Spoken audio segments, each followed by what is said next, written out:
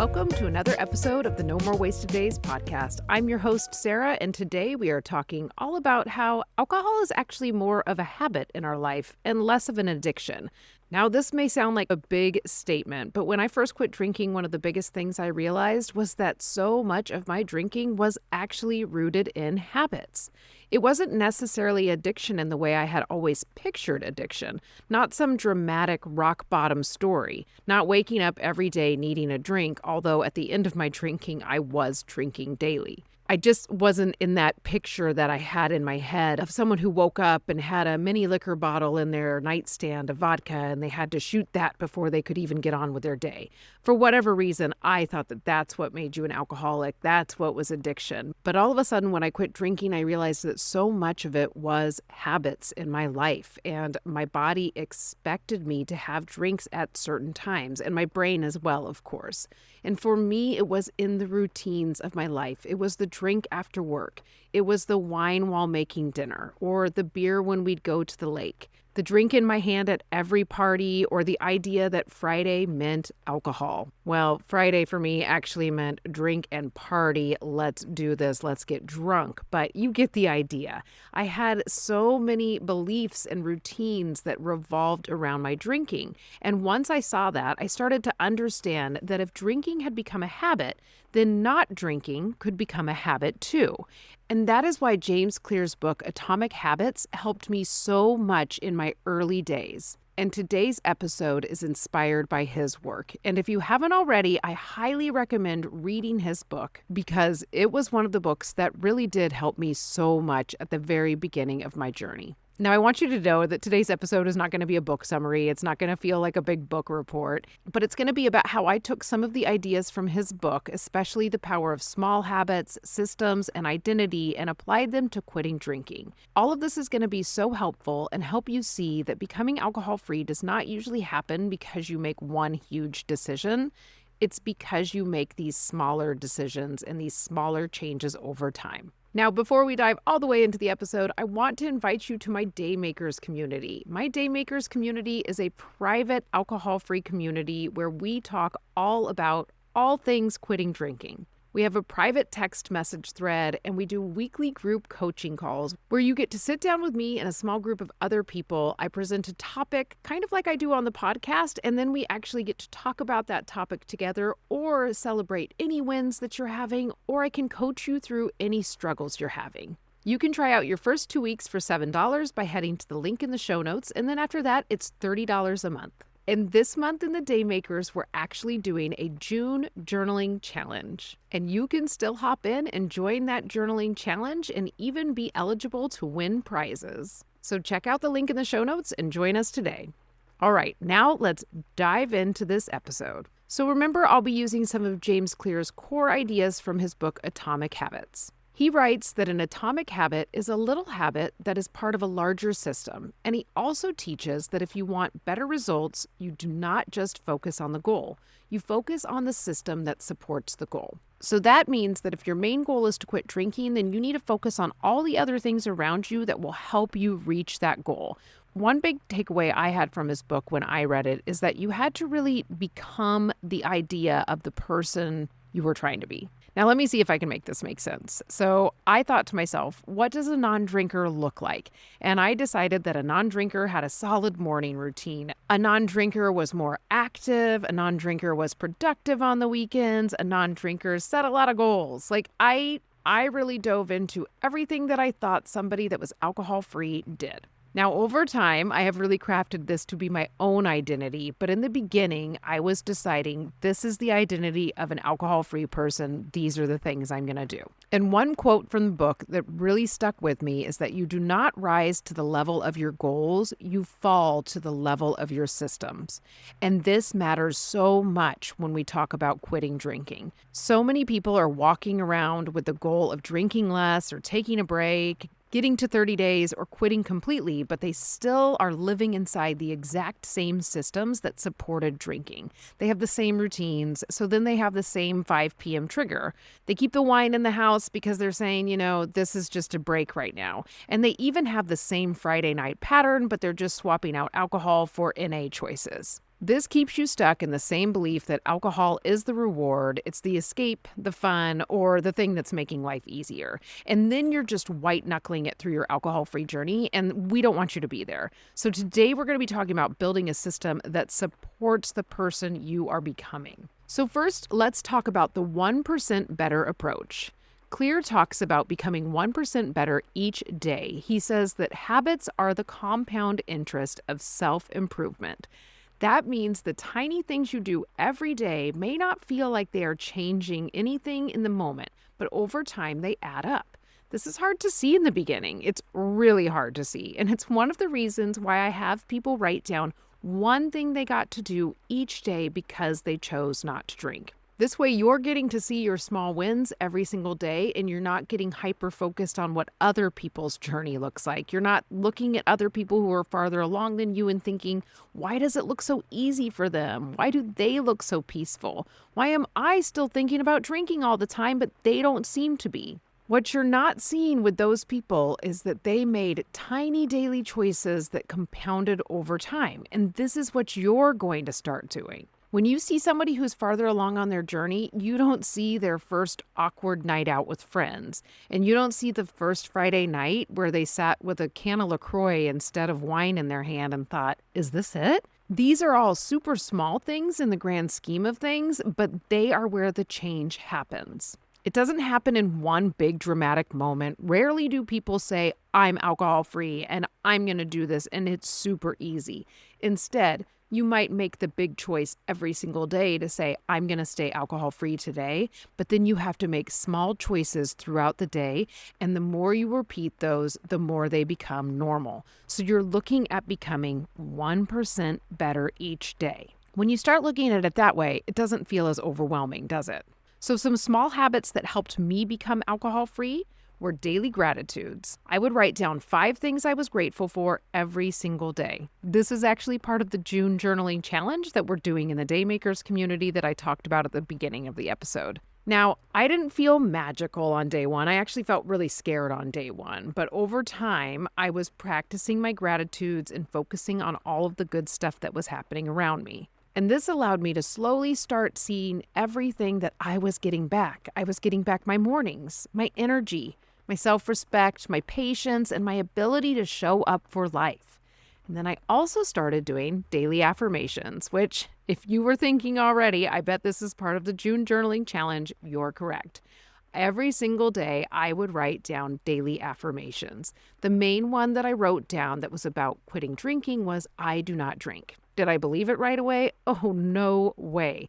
At first, it felt fake. And I didn't believe it. It made me upset. It made me mad. It made me sad. It made me a lot of things because my identity was still wrapped up in being someone who drank. I had been the fun drink and party girl all the time.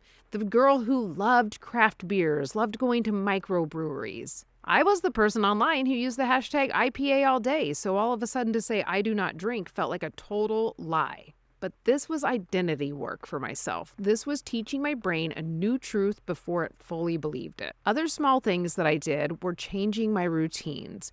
Daily routines are crucial because you'll notice that most of your drinking was attached to your daily routines.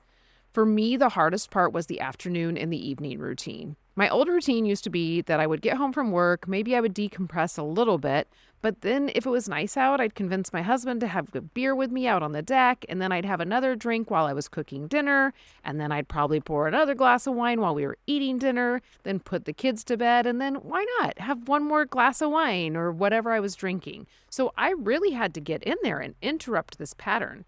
I changed the after work drink to walking the dog, okay? So I got home, I would grab my dog, I would grab my AirPods, and I would listen to a podcast, usually about quitting drinking at the time, and take my dog on a walk.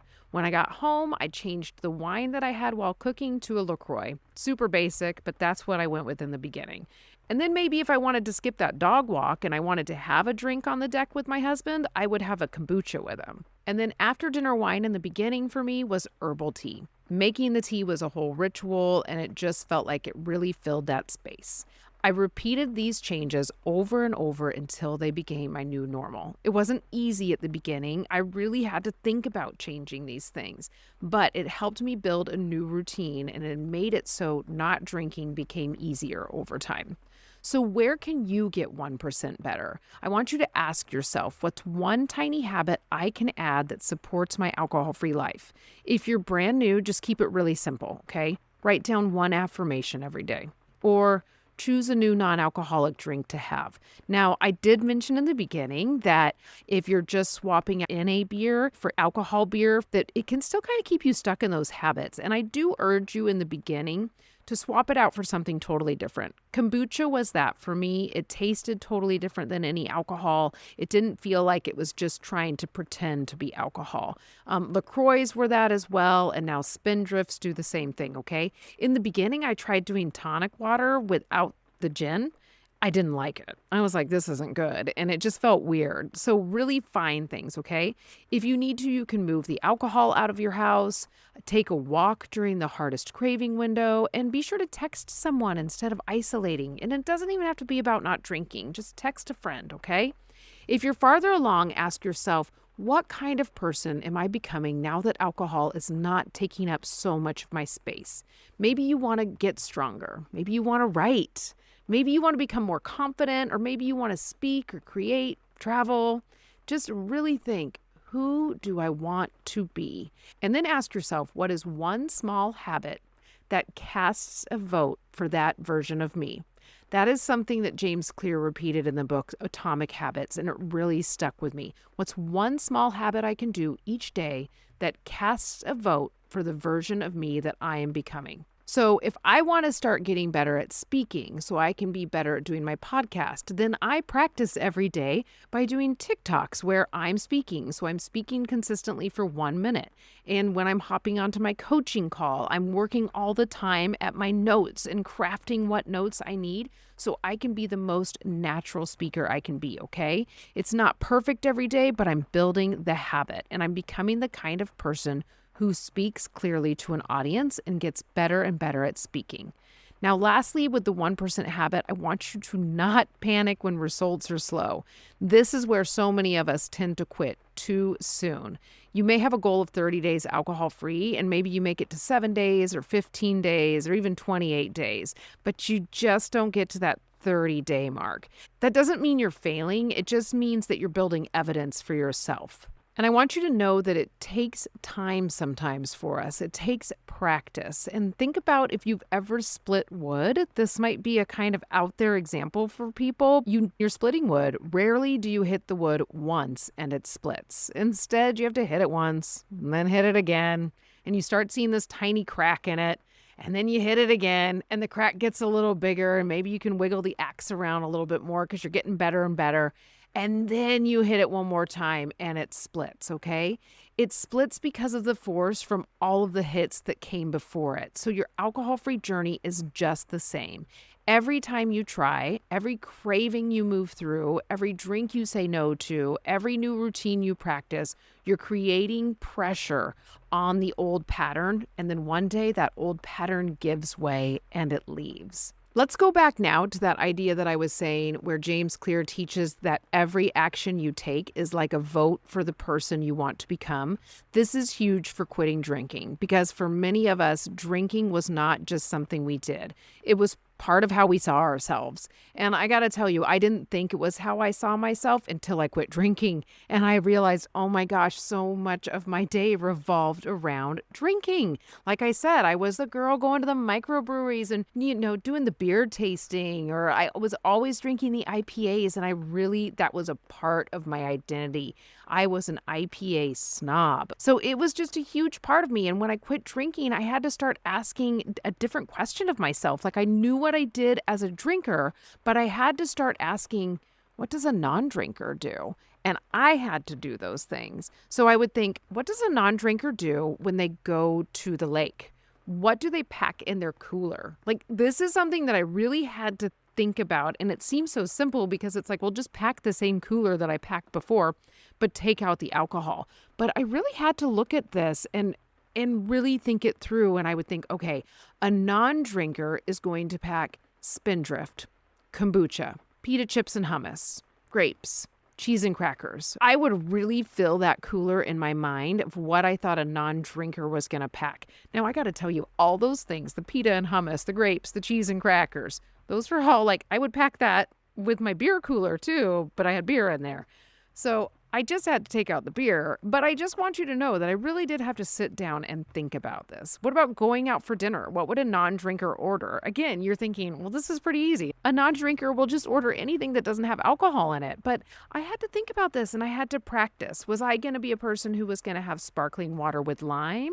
Maybe I was going to get a non-alcoholic beer, or maybe just a Diet Coke. And I'm not going to offer an apology for that Diet Coke, right? I'm not going to be a person that's like, oh, I know there's a lot of chemicals in Diet Coke. No way. I'm going to order that Diet Coke and I'm going to be proud of my choice because it's not alcohol. So I had to really think about that. I had to think about what it would look like when a non-drinker ordered. Would they be nonchalant about it? How would they be confident in it? And all the same things. You go through this with going to a party. You go through this with having a birthday party for your kids or doing a holiday. You really think, how does a non-drinker do this? And then you start thinking, that's how I'm going to do this. This is how you build an identity.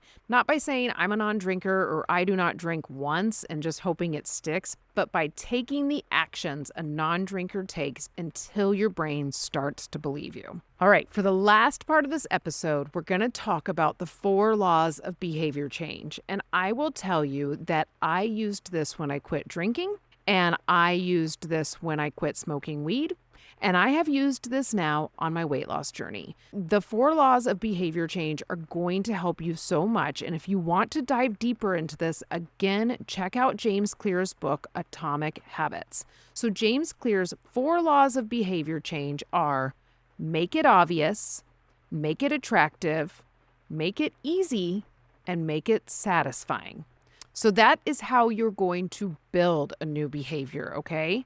And if you want to break a habit, you have to invert those laws. You're going to make it hidden.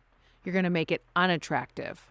You're going to make it difficult. You're going to make it unsatisfying. So I did all these things when I quit drinking, when I quit smoking weed, and now even on my weight loss journey. Like, I actually went back and looked this up when I've done all of those things so I could go, okay, how am I going to break this habit and how am I going to build a new one? Let's do an example of building an alcohol-free habit. We're going to do it with all of those laws that I just went through.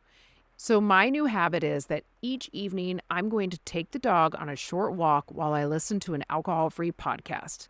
I'm going to first make it really obvious. I'm going to put the dog leash where I'll see it right when I get home.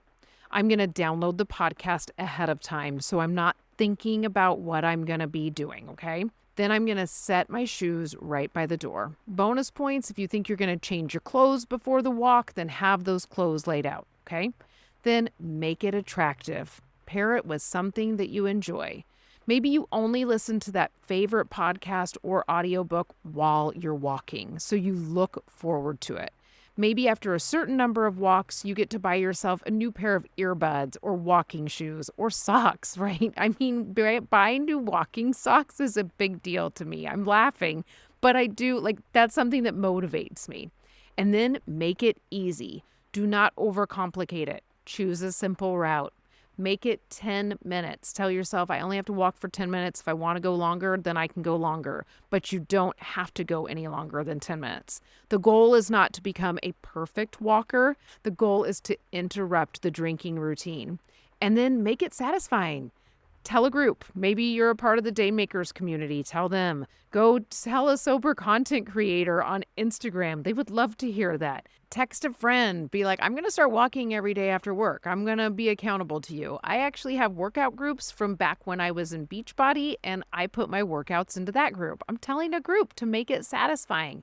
I also track these types of things. Marking off a circle makes me happy. Celebrate the follow through. Tell yourself you did an awesome job and let yourself feel proud that you kept the promise. Now let's break the drinking habit. So we're going to invert those laws.